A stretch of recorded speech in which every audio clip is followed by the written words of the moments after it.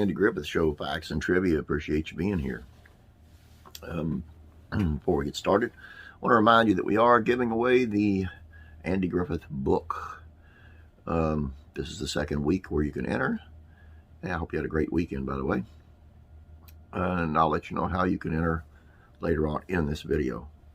I ask you to please subscribe and please share these out on Facebook. Thank you very much. You didn't hear a lot about psychiatrists or mental health on the Andy Griffith Show, except for Barney's sidecar when Andy thought it would be kind of wise to have a ride-along psychiatrist for Barney, or periodically calling Ernest T. Bass a nut.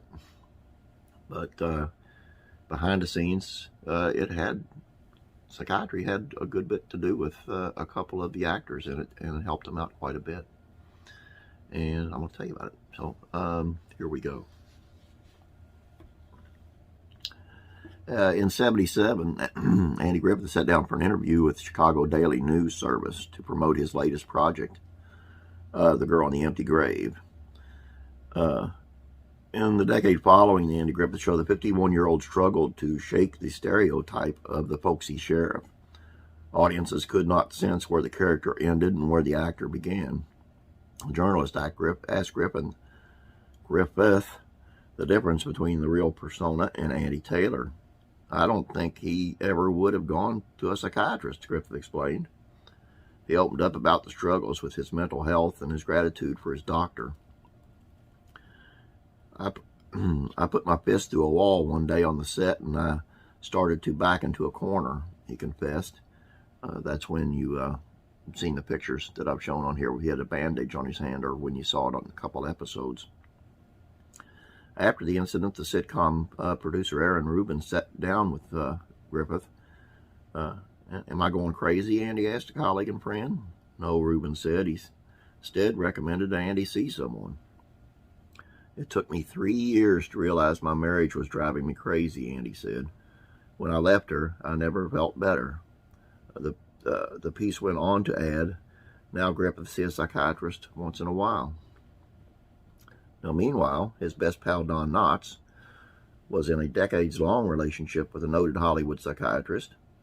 The revealing biography, Andy and Don, The Making of a Friendship and Classic American TV Show by Daniel DeVise, the brother-in-law of Knotts, lifted the curtain on the comedian's inner conflicts. By 1960, Don was hopelessly addicted to sleeping pills. Don sought out Dick Rennaker, a prominent Hollywood psychiatrist. Dick began seeing Don and quickly surmised that what lay at the root of his maladies. Knotts was still haunted by the childhood fears he was going to hell. Rennaker helped Knotts kick the pills and find sleep.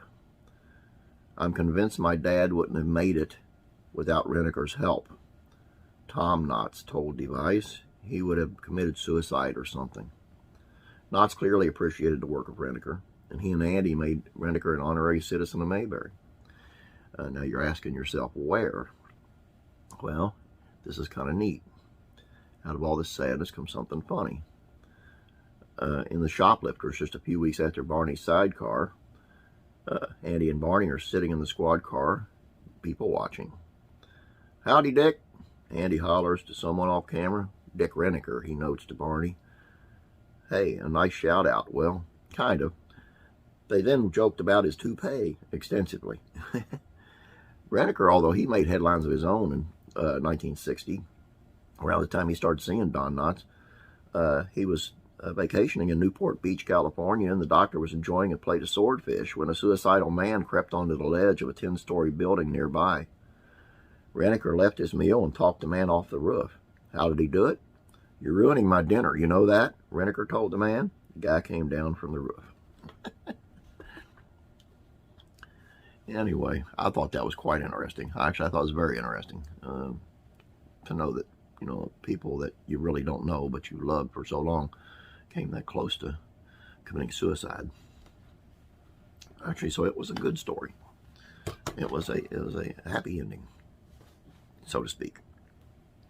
Now, if you want to enter the contest to win the book, the Andy Griffith Show book. You have to be subscribed. Subscribers coming way up, by the way. Thank you very much for that. You got to give us a like, give us a thumbs up over here. And then you have to answer this question. Have you ever been to us? No, I'm kidding. Like that. Oh, is there any, this question, this is the real question. Is there any, name me one color version episode that you do like. You got to name me one. That's it. Don't forget the trivia question on the Facebook page. Have a great, great Monday. God bless, and be praying for you.